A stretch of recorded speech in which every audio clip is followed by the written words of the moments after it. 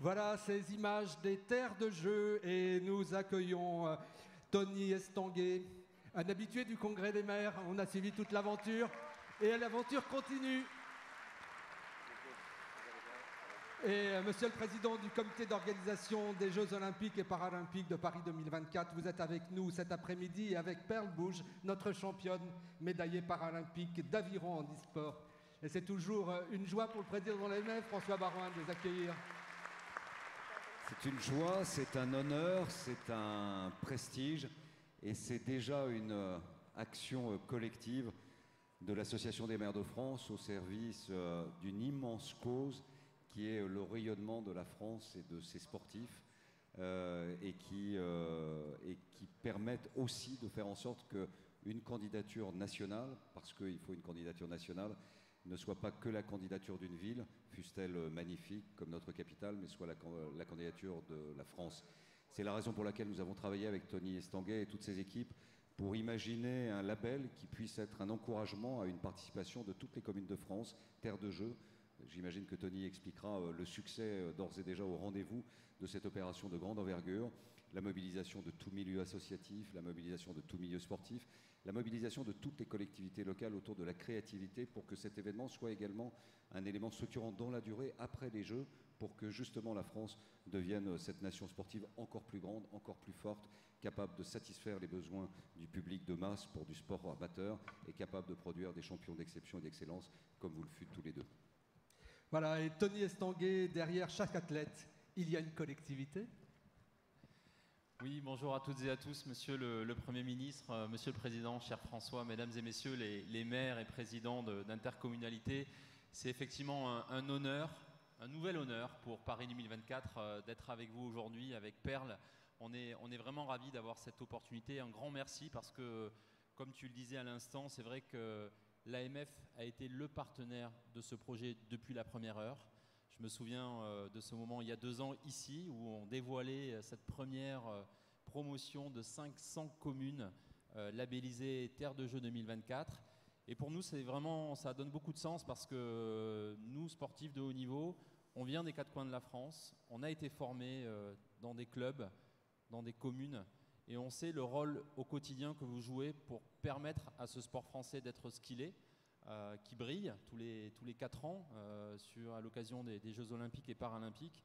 Mais on sait combien le rôle du quotidien et votre implication est décisive pour faire que ce sport français soit ce qu'il est. Alors on va accueillir le monde, on va accueillir 206 nations en 2024, les 15 000 meilleurs athlètes de la planète qui vont venir ici. C'est le plus grand événement sportif que la France n'ait jamais organisé. Et bien évidemment, c'était pour nous une évidence qu'il fallait absolument trouver un moyen d'associer tous ces territoires qui font le sport français au quotidien. Donc merci pour votre soutien depuis la première heure. Aujourd'hui, pendant cet été de Tokyo, on a franchi une étape et merci à beaucoup d'entre vous. Je crois qu'il y a 500 communes partout en France qui ont mis en place pendant les Jeux de Tokyo des animations, des retransmissions des épreuves des équipes de France notamment. Et donc ça montre combien cette dynamique autour de Terre de Jeux 2024, elle est concrète, elle est réelle, elle prend un vrai dynamisme. Quand on regarde un petit peu aujourd'hui la montée en puissance de ce label Terre de Jeux 2024, aujourd'hui on est à plus de 2000, on est à 2245 collectivités labellisées Terre de Jeux 2024. Ça veut dire qu'il y a 2140 villes et intercommunalités qui sont labellisées. Et pour nous, c'est une vraie fierté parce que c'est vrai que même si, grâce au soutien de l'AMF, au début, on avait quand même cette idée très forte et on était à peu près sûr de notre coup, mais on ne sait jamais comment ça va réagir. Et ce n'était pas non plus une évidence. Et vous avez fait de ce label quelque chose de très concret, d'utile, pour que dans les 3 prochaines années, on puisse vraiment faire vibrer la France, engager tous les Français dans la dynamique des Jeux. Alors, ce label Terre de Jeux 2024, il a 3 grands objectifs. Pour nous, ces Jeux seront réussis si collectivement, on arrive à célébrer les Jeux pendant la période des Jeux et qu'on ne se limite pas aux compétitions dans les villes où seront organisées les compétitions, mais bien partout en France, et je vais y revenir. Un enjeu autour de l'héritage, comment est-ce que collectivement on construit un vrai héritage pour démontrer l'utilité de cet événement, pour mettre plus de sport dans notre pays et dans la vie des Français. Et puis le troisième défi collectif qu'on doit se fixer ensemble, c'est notre capacité d'engagement. Comment est-ce qu'on va ouvrir les opportunités des Jeux à tous les territoires, à tous les Français, à toutes celles et ceux qui ont envie de faire réussir cet événement. Alors si je rentre un tout petit peu dans le détail sur chacun des trois, en matière de célébration, vous l'avez compris, on veut valoriser le meilleur de la France à l'occasion des compétitions en 2024. Il y a 4 milliards de personnes qui vont regarder les Jeux de Paris 2024 à la télévision. On a vraiment envie qu'ils voient une France qui réussit, qui rayonne, qui fait rêver. Forcément des sites qui vont allier le meilleur de notre patrimoine avec le meilleur du sport, donc des sites à la fois au pied de la Tour Eiffel, mais aussi ici au château de Versailles pour les épreuves à chaque fois olympiques et paralympiques. On a la même ambition pour les Jeux paralympiques que pour les Jeux olympiques, c'est un enjeu pour nous. On a ici aussi les sites qui va accueillir les 2 sports les plus importants des Jeux, hein. Tu es d'accord avec moi, Père? Ouais. Le canoë-kayak et l'aviron, à la fois en mode olympique et paralympique.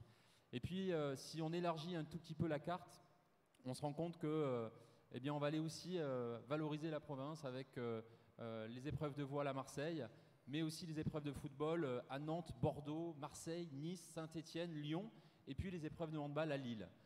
On avait aussi envie d'associer l'outre-mer et cette vague mythique de Tahiti, la vague de Tiopo, va accueillir pour la première fois une épreuve olympique.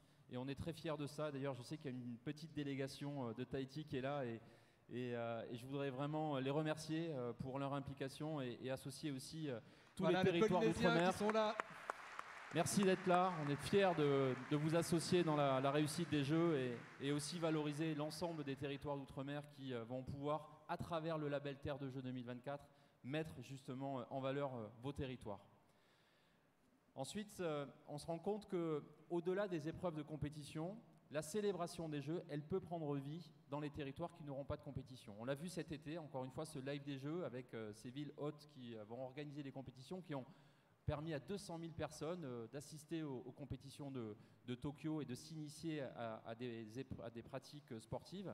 La tournée des drapeaux, c'était important aussi pour nous et c'est la première fois que ça se fait, comme le label Terre de Jeux. Normalement, c'est la ville qui récupère le drapeau des Jeux à l'occasion de la cérémonie de clôture. Et puis, ce drapeau, il aurait dû rester à la mairie de Paris. On a permis de faire toute une tournée pour aller dans les territoires, pour justement partager cette magie des Jeux avec l'ensemble de la population qui est intéressée. On y a déjà eu 35 dates dans 35 villes qui ont permis d'associer beaucoup de personnes. Et c'est encore ouvert. Donc si vous êtes Terre de Jeux 2024, vous pouvez encore candidater pour organiser ce temps de la tournée des drapeaux à partir de janvier prochain. Et puis les centres de préparation des Jeux, vous le savez, beaucoup d'entre vous, à peu près 500 communes, ont des installations sportives de renom, de très bonne qualité, qui vont permettre à ces 206 pays de venir se préparer en amont des compétitions. Et donc là aussi, on compte sur vous pour nous aider à faire en sorte d'accueillir le monde dans les meilleures conditions et bravo pour votre engagement. Sur le deuxième défi, celui de l'héritage, là aussi c'est un des enjeux majeurs de Paris 2024, ne pas tout miser sur la célébration des Jeux, mais vraiment essayer de démontrer l'intérêt de mettre plus de sport dans la vie des Français.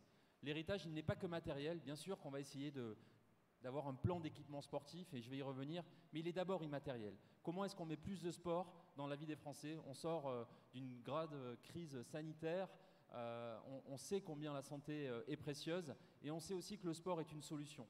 Alors on a créé cet événement il y a 5 ans déjà, la semaine olympique et paralympique dans les écoles, première semaine de février, et on vous encourage vraiment à développer cet événement pour mettre plus de sport dans la vie des jeunes, cette génération 2024 qui est malheureusement de plus en plus sédentaire, malheureusement aussi de plus en plus en situation de surpoids.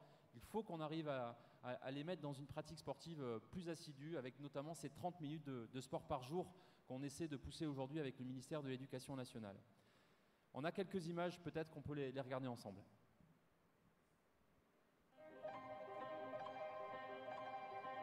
Pour moi, le sport, c'est tous les jours. Tous les jours, tous les jours. Depuis 2017, chaque année, on a une semaine particulière, la semaine olympique et paralympique à l'école. On permet à des jeunes d'en savoir un petit peu plus sur les sports olympiques et paralympiques, de rencontrer des champions. Ça rappelle des souvenirs. C'est super important de rencontrer les enfants parce que c'est le futur, c'est l'éducation.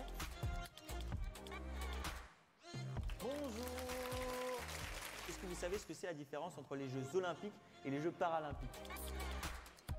Dans tous les sports, les athlètes vont aller à la rencontre de ces élèves, susciter des vocations et répondre aux questions. Inspirer les jeunes à faire du sport, et quoi de mieux de les inspirer par les Jeux olympiques. Aujourd'hui, on va faire 30 minutes de sport avec vous. On n'oublie pas de respirer. 1, 2, 3 et on reprend. Allez, allez, allez. Bougez 30 minutes par jour. C'est parti, let's go. Jumping jack. Il n'y a pas de performance, on cherche à prendre du plaisir à bouger surtout. 3, 4. Et n'oubliez pas quand même, le sport, c'est tous les jours.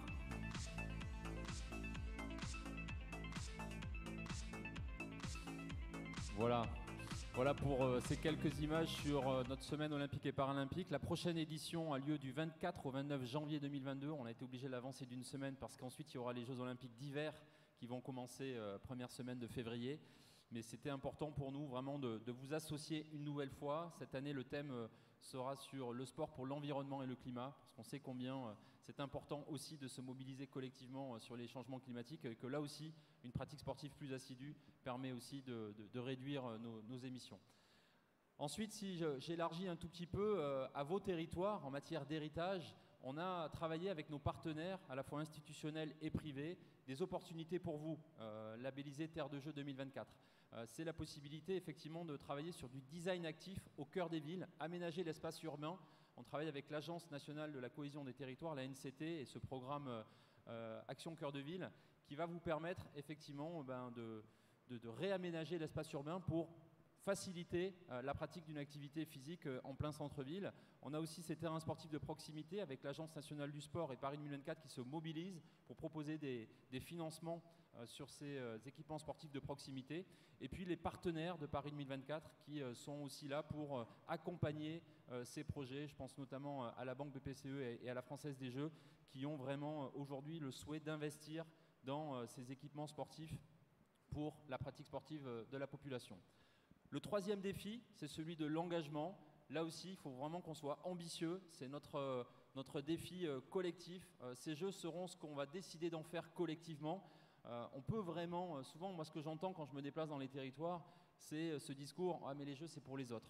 Moi, je suis loin de Paris ou je suis quelque part exclu un peu de ce genre d'événement. » Et je ne suis pas d'accord avec ça. Je pense qu'aujourd'hui, on doit être capable de faire vraiment partager cette magie des jeux dans tout le territoire.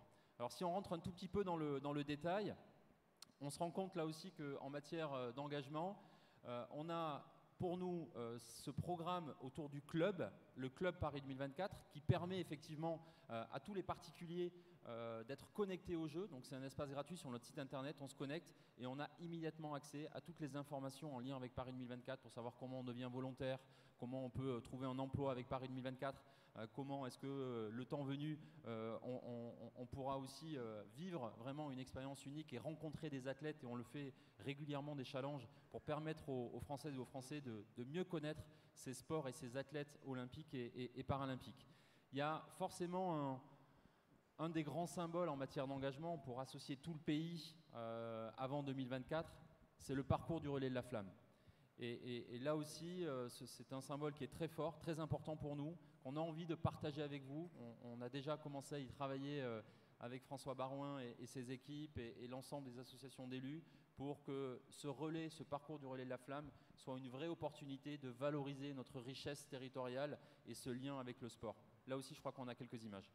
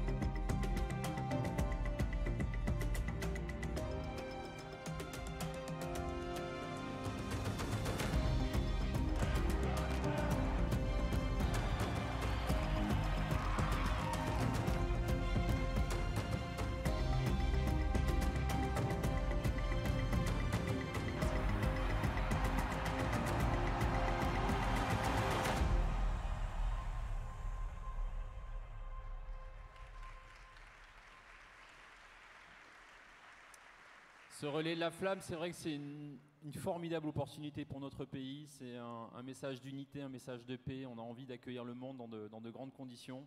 Et forcément, on a envie d'associer les territoires. On va travailler pendant cette année 2022 pour s'assurer que l'ensemble des territoires puissent être valorisés à l'occasion de ce relais de la flamme.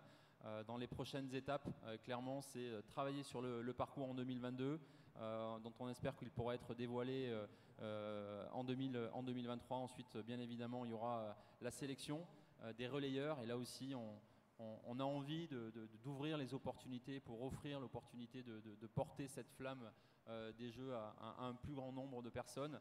Vous l'avez compris, c'est une occasion absolument unique pour nous de pouvoir valoriser la richesse de notre pays. Le président François Baroin parlait à l'instant de créativité. Il va falloir qu'on soit créatifs ensemble pour, encore une fois, inventer un nouveau modèle, pour trouver des solutions, pour permettre justement que ce pays puisse vivre à l'heure des Jeux, à la magie des Jeux, à partir de maintenant et jusqu'en 2024. Il nous reste un petit peu moins de 1000 jours, mais vraiment aujourd'hui, il y a une vraie montée en puissance autour de Paris 2024 et c'est aussi beaucoup parce que vous permettez à ce projet de rayonner sur l'ensemble du territoire. Aujourd'hui, on franchit aussi une nouvelle étape avec la constitution d'une team d'athlètes, une team d'ambassadeurs qui vont être complètement mobilisés vraiment avec cet objectif de venir dans les territoires terre de jeu, vous aider quelque part à faire réussir complètement ce programme. Et on a la meilleure des ambassadrices aujourd'hui avec nous, Perle, double médaillée aux Jeux de Rio. Et donc Perle, je te donne tout de suite la parole.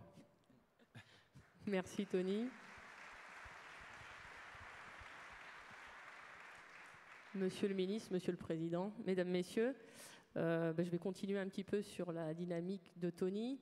On est tous des sportifs de haut niveau, mais on vient tous d'un territoire, on vient tous d'un club. On ne naît pas avec une casquette haut niveau, mais on devient sportif de haut niveau. On est tous médaillés parce qu'on a été accompagnés par des clubs, des bénévoles, des entraîneurs et des municipalités qui nous ont mis à disposition du matériel, des terrains de jeu, des aires de jeu qui nous ont permis de pratiquer d'abord en loisir, en découvrant l'activité, et puis petit à petit, pour ceux qui le pouvaient, atteindre le haut niveau et pouvoir continuer à représenter la France. Mais quand on porte un maillot France, on porte aussi dans notre cœur, en tout cas moi, les couleurs de ma ville, que je suis fière de représenter à l'international. Sans les villes, sans vous, le sport n'existe pas. On ne peut pas tout seul aller chercher des médailles. On a besoin des soutiens des collectivités territoriales pour mener à bien nos projets sportifs. Si on veut que les Jeux de Paris 2024 soient réussis, c'est en mobilisant le maximum de Français. Tous les athlètes que nous sommes, nous aurons besoin. On a pu voir à Tokyo que le manque de public peut avoir un impact aussi sur les performances. Les Jeux, c'est la fête du sport, c'est aussi devenir citoyen, faire partie d'un club sportif. On apprend à devenir citoyen, à apprendre des règles de vie. Et on a tous appris ça dans nos clubs sportifs. Et on espère que 2024, ça sera la fête du sport, que la population française sera mobilisée, encouragera ces athlètes français parce qu'on en aura besoin. Et c'est aussi ça qui fait la différence parfois pour aller décrocher la plus belle des médailles. Pourquoi c'est important que vous soyez avec nous ?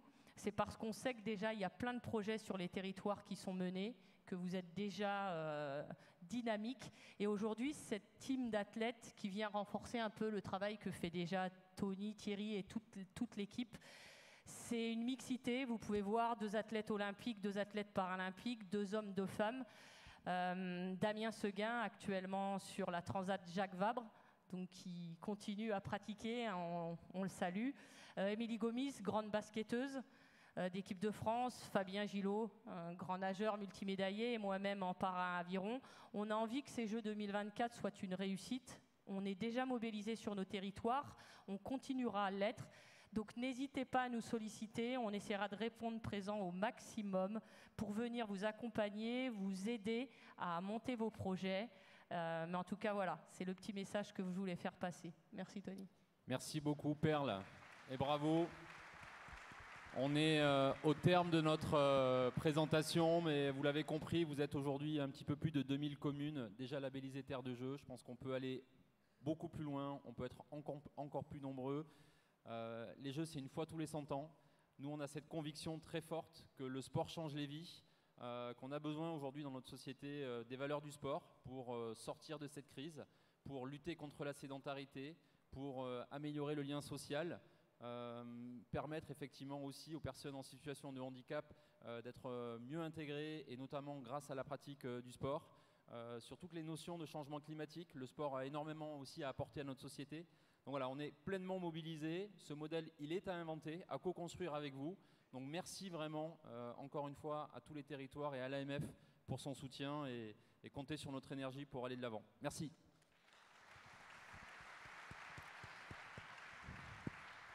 Et merci à Tony, merci à Perle. Et bon vent à Paris 2024. Merci.